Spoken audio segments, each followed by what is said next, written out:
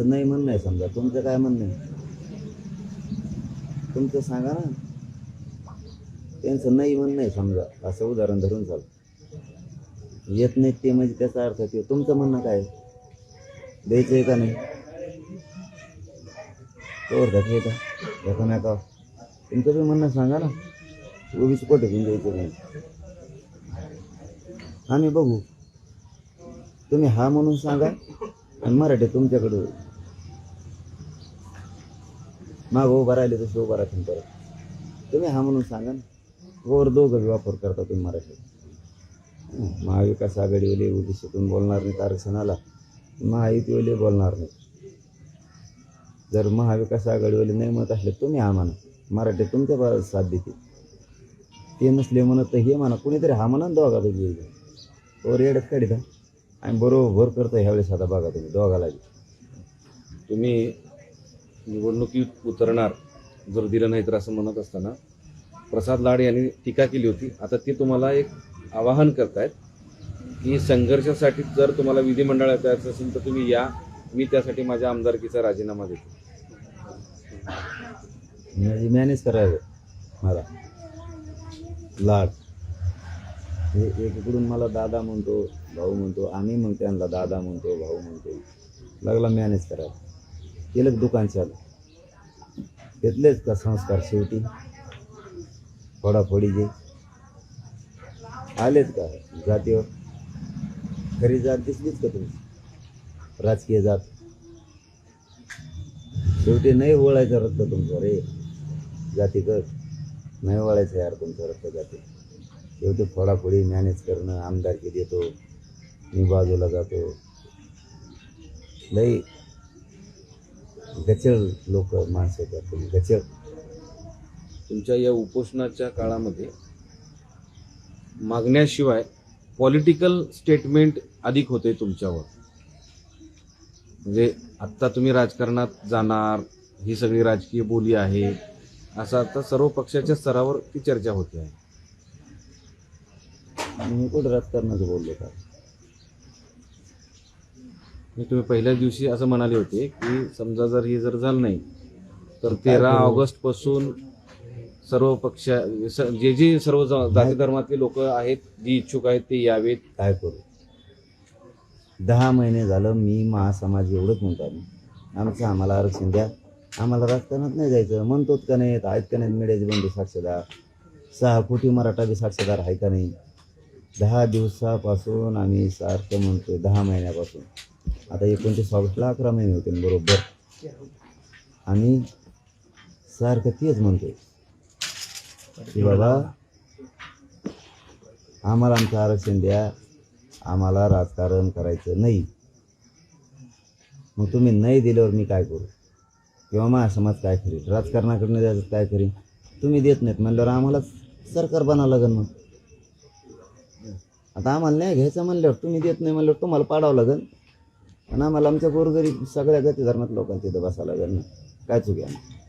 काय चूक आहे. एक माणूस किंवा एक मनोज जरांगे 11 महिन्यापासून सारखं म्हणतोय की आम्हाला आरक्षण द्या. आम्हाला राजकारणात नाही जायचं. मला नाही जायचं. माझ्या समाजाला नाही जायचं. इतकं प्रामाणिकपणापासून इमानदारीनं सांगतोय मी 11 महिन्यापासून की आम्हाला नाही जायचं. तुम्ही जर देणार नसलात, तुम्ही मराठ्यावर जर अन्याय करणार असला तर मग आम्हाला जावंच लागणार आहे ना राजकारणाकडे. सत्तेत जावं लागणार का नाही. नाही दिल्यावर काय चूक करतो मी. माझ्या समाजाला ते मान्य आहे. ते देणार नसले तर आपलं सत्तेत चला पाडाय आम्ही. हे समाजाचं म्हणणं आहे. जे समाजाचं म्हणणं आहे ते मी करतो. काल अमित शहा इथं आले होते. ते शरद पवारांकडे बोट दाखवून त्यांनी सांगितलं की आमचं सरकार आल्यानंतर आता जो प्रश्न विचारतो तुमची अपेक्षा काय होती. काय बोलायला हवं होतं. त्यांनी काय करायला हवं होतं. नाही ते काय त्यांनी काय लक्ष घालायला हवं. काय ते का लक्ष घालायचं. ते मोठे लोक आहेत. त्यांना लक्ष घालायला कुठं टाईम आहे गरीबाचं. जेव्हा आता टांगे पलटे होते तेव्हा त्यांना कळणार. मोठ्या लोकांना गरीब लोकांची गरज नाही राहील. त्यांना फक्त सत्ता स्थापन करूच तर गरीबाची गरज. सत्ता स्थापन केली एकदा ते गरीबाच्या ढोंगाडवर लात मारले गेले झाले. आता मोठाले कावळे ओळखी झाले त्यांच्या. त्यांना धरून येते. आता गरीबाला नाही धरून द्या. ते नाही सोडू शकत हो. ते नाही सोडू शकत. तिथे शिर्डी लागतात मोदी साहेबाला सांगितलं होतं आम्ही, तुम्ही लक्ष घाला. आणखीन ती शब्द नाही त्यांचा, बृह शब्द त्याचा. म्हणजे ते काय की लोकांचे मुर्दे पाडणारे लोक आहेत ते फक्त चेहरा माणसाचा आहे त्यांना. आतून कपटान भरलेले लोक आहेत, काय खरं नाही त्यांचं. ते गरीबाला कवाच मोठं नाही करू शकत कोणत्याच. ते त्यांना मोठा जाती संपायची देशातले.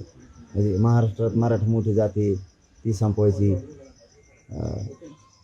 पटेले गुजरातमध्ये मोठ्या जाती संपायच्या. यादव, राजपूत, गुर्जर, जाट मोठ्याल्या जाती संपवायच्यात. मुसलमान, दलित मोठ्याल्या जाती देशातल्या संपवायच्या त्यांना. विचित्र लोक आहेत त्यांचं पणच आहे. मोठ्या जाती संपवायच्या आणि छोट्याल्या जाती धरून राजकारण करायचं. आणि त्यांना माहीत नाही मोठ्या जाती एकत्र आल्यावर काय होईल. उभा कार्यक्रम लागेल त्यांना. आता अशा स्थितीमध्ये आज ओबीसी आरक्षण बचाव जनजागरण यात्रा सुरू होते आणि तेही तुमच्या अत्यंत जवळून. चांगलं आहे. त्याला काय जवळ आणि लांब काय असतं. छगन भुजबळ कामच आहे तेवढं. इथली करणे, भांडणं लावून देणे, मारामारी लावून देणे. यांना काही नाही, यांना कळणार बी नाही कवा. लोक काय बोलतील, जनता काय बोलते यांना नाही कळणार. कारण माणूस एकदा येडा झाला ना, येडाच होत असतो. छगन भुजबळचा आहे. पण ते त्यांच्या संघर्ष त्यांचा कोणाची छगन भुजबळ शिवाय उपोषण होऊ शकत नाही त्यांचं. छगन भुजबळ शिवाय त्यांचा पान घालू शकत नाही. पण ओबीसी समाजातील लोक त्यांचं आरक्षण वाचवण्यासाठी संघर्ष करतायत. त्यांचं कोणतं आरक्षण आहे? भुजबळांचा काय रोल आहे त्याच्यामध्ये? त्यांच्या आरक्षणाला कोणता धक्का लागला? व्हिजेंटीच्या आरक्षणाला कोणता धक्का लागला? देवाला तरी लागतो का? धनगराच्या नोंदऱ्याच्या आरक्षणाला धक्का? 19% आरक्षणाचा विषय आम्ही. तुमचा काय संबंध त्याचा? तुम्ही फुकट भांडणं कधी घ्यायला लागले आणि पळायला लागले कोणकडे. आणि अर्थ आम्ही बोलणार म्हणून वेगळेच काढायला लागले. भीत येत आणि फितेत. जाऊ द्या आता काय, आम्ही गुंतलेलो आहेत आरक्षणात म्हणून तुम्ही खंडित पकडायला तुमचा काही संबंध नसून आम्ही मोकळे होणारच आहेत ना. एक ना एक दिवस होणारच आहेत ना, होणारच आहेत. आम्ही बघू. काही जण आंदोलनाला सामाजिक आंदोलन तर काही जण पॉलिटिकल आंदोलन असं म्हणतात. कोणाला ते आता सध्या आज ओबीसीचं जे होतं, पण त्याच्यात नेमकं तुम्हाला काय वाटतं की ते पॉलिटिकल आहे का खरंच सोशियल आहे? मला एवढंच म्हणायचं त्यांना, तुमच्या आरक्षणाला आमच्यामुळे धक्का लागत नाही. तुम्ही विनाकारण भांडण विकत घ्यायचं नाही. विनाकारण तुमचे आमचे संबंध खराब करायची काही गरज नाही. आणि आम्ही असं म्हणल्यावर त्याचं गैरअर्थ बी काढायचं नाही की आम्हाला ते भीत आहेत म्हणून बोलाणार. असले बी ते काय म्हणतात त्याला पुंगट अर्थ म्हणायचं त्याला, थोडक्यात काढायचं नाही. असं एक भेटते, आदर करते, सन्मान करते, त्याचा अर्थ असा काढायचा. प्रसाद लाड यांचं एक आदर वक्तव्य आलेलं आहे. सदर ते आम्ही त्यांना बोलत नाही, याचा अर्थ आम्ही त्यांच्या समाजाचा आदर करत असतो, त्यांच्या विन्याचा आदर करत असतो म्हणून बोलत नाही. त्याचा अर्थ काय काढायचं? तुम्ही काही डर आहे आणि ते आम्हाला भीत आहे. काय अर्थ काय? मोकळे होतोच ना आम्ही. तुम्ही जसे मोकळे तसे. माझं म्हणणं आहे की त्या छगन भुजबळला दंगली करायच्या आणि ते करणार 100%. ज्यांच्या आरक्षणाला धक्का लागत नाही ते रॅल्या काढते. धनगर बांधवाला सामान्याला कळतंय हे काय, ते सुपारी घातल्यासारखं खेळ. छगन भुजबळ हे करतोय. मी छगन भुजबळ दंगली घडणारी. छगन भुजबळ एवढा शहाणा नाही. 100% मी सांगतो, छगन भुजबळ दंगली घडणारी म्हणजे घडणारी. तेव्हा आमच्या इकडं उपोषण होऊ छगन भुजबळ आमच्या इकडं तर रॅल्या काढायला लावतं, आमच्या इकडं सभा घेत. आणि मी जर यावल्या सुरू केलं तर थोडं किती मजा लागते इकडं. तुला दुसऱ्याच्या गावाईने दुसऱ्याच्या तिकडं जाळ फेकायला गोड लागत आणि तिकडं येशीत बसतो. मी येवल्यात उपोषण सुरू केलं, मग तिकडं तो आहे नाशिकच्या तिकडं, मग कसं होईल? मग कसं आम्हाला माझी खिंडीत गाठी. आम्हाला महाराष्ट्रात अधिकार आहे ना करायचा. मी करतो बरं सुरू येवल्याकडं तिकडं त्या नाशिकला. मग कसा महाराष्ट्रातले सगळा मराठ्यांचा तिकडे येतो. मग किती वाईट वाटेल तुला?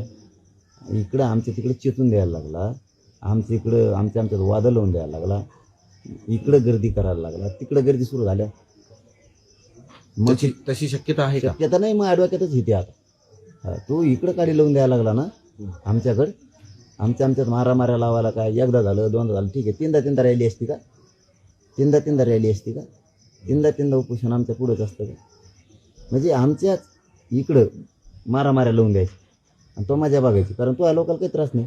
तो या जातीच्या लोकांना त्रास नाही, तुला त्रास नाही, तो हा जिल्हा मोकळा. हम्म. काय जी लॉस होईल यो ओबीसीचा आणि मराठ्यांचा होईल, धनगराचा आणि मराठ्यांचा होईल, काय जे व्हायचं तर आमच्या जिल्ह्यातच राजकीय फटका बसेल, तुला काही नेट नाही ना. तू मोकळा, राजकारणासाठी मोकळा, तू तो ह्या जातीला ताण नाही, तो मोकळा. आणि आम्ही तिकडे सुरू केलं. तुम्ही आता असं म्हणाले की डोक्यात आहे, डोक्यात आहे आता नाही. हे इथलं उतरून तिथेही जाऊन बसू शकता असं? उचलायची काय गरज आहे? मी कुठं करू शकतो, मी येवल्यात करू शकतो, नाशिकला करू शकतो. मी आता हे उपोषण कंटिन्यू तिकडे पण करू कसं काय नाही होणार? सातारा फाट्यावर होऊ शकतं, तिकडं सातपूरमध्ये होऊ शकतं, तिकडं होऊ शकतं, तिकडे होऊ शकतं ना, मुंबई नाक्याकडे होऊ शकतं. म्हणजे तुम्ही येवल्यात हो, आंदोलन का हलवू नाही शकता. का नाही होऊ शकत? हे आंदोलन इथून तिथेही करू शकता कसं काय नाही कंटिन्यू. करू शकत? तू जर इतके आमच्या मराठ्यांच्या मुद्दाम माना कापायला निघाला, तू जर जाणून बुजून आमच्या पुढे आंदोलन बसायला लागला, तू आमच्या मारामाऱ्या दंगली मुंडके कापायला लावणार. तू आता तू रॅल्या काढायला लागला आमच्या इकडं. 50 बारे आमच्या तिकडेच काय तुमच्या रॅल्याचं उपोषणच. म्हणजे छगन भुजबळच्या डोक्यात असं तिकडे तुटून द्यायचं. आपला नाशिक जिल्हा आपला फ्रेश, आपल्याला काही ताण नाही, निवडून यायला नाही, जातीवादाला काही ताण नाही. जातीवाद झाला तर त्या जालना जिल्ह्यातच, मारामाऱ्या झाल्या तरी धनगराच्या आणि मराठ्याच्याच होत्या जालना जिल्ह्यातल्या. आपण शेप ते नाही का जुनी म्हणे, गाव जळे हनुमान बाहेर, तसं किंवा लांब तुटक बसलाय तिकडं ना, तो ऐकडच येतो तिकडं. आता मग तुला कळलं आपण जे करून घेतलं तिथं मराठ्याचं आणि धनगराचं वाद लावून दिला. आता मात्र लय खोटा गोतला गाड्यानं. आता तर आपल्या दारात आहे, दारात म्हणजे त्याच्या मतदारसंघात. आता लय त्रास व्हायला लागला रे बाप. मग त्यांना किती होत असेल तवा आता ध्यानात येतो आहे. मी तिकडं आल्यावर तुला कळन वर्दळ कशी असते. महाराष्ट्रातला सगळा मराठा तिथं येणार. मग बसव तो बी माया पुढं तिथं, तो बी ओबीसीचं आंदोलन आहे ना, माया पुढं बसव तिथं. तू लय शहाणा नाही ना, तुला वाटतं मीच लय शहाणा आहे. तो या पुढचा शहाणा आहे मी तिकडं परवानग्या काढायला लावल्या जातो. हा येवल्यात आणि नाशिकमध्ये जाहीर सांगतो तर मी बी तिकडे येतो आता उपोषणाला. मग कळन तुला किती बेकार असतं. पण आंदोलनाच्या स्पर्धेमध्ये महाराष्ट्राचं वातावरण भयभीत होईल. ही अक्कल नाही त्याला अक्कल नाही. शेण खातं कधी कशाला पांढरा झाला म्हणतो, हां पांढरा कशाला झाला म्हणतो तो, त्याला अक्कल नाही. आंदोलन उपोषणीचा 2दा-3दा आमच्या इथं पुढं बशी, हां बार आमच्या गावानेच रॅल्या काढायला लावतो. म्हणजे दंगल करायसाठी ना. आम्ही म्हणतो शांत राहा, काही बोलायचं नाही. मग तुम्ही वरचेर येणार रॅल्या घेऊन, तुम्ही कोणाला तरी धक्का लावणार, तुम्हीच गाडी आमच्या लोकांच्या अंगावर घालणार, तुम्ही घाण घोषणा देणार, तुम्हीच गाड्या फोडणार, मारामाऱ्या करणार आणि मराठ्यावर घालणार तू छगन भुजबळ, बरोबर ना. त्यापेक्षा तुला काय करायचं ना, इतक्या लांब तुला ताण होत असेल तर मी तिकडे येतो, तुला काय दंगली करायचं असतं. प्रसाद लाडांवर काल तुम्ही टीका केली त्या मुलीच्या याच्यावरून. त्यावेळेस प्रसाद लाड काल म्हटले की अशा मुली जर असतील तर त्यांनी माझ्या ऑफिसला यावं, मी त्यांना सगळी मदत करतो. त्यांची भाषा बदलली. तो ऑफिसला लोक पाठवायला आमची सरकार जळलं काय? सरकारला सांग ना, हे GR काढ म्हणून निर्णय काढ. तू ऑफिसला कशाला पाठायचं? भजे खायला? हां तुला पैशावाला झाला का? तो ऑफिसला कशाला पाठायचं? तुझे सरकारची कड घेत होता ना बाबा.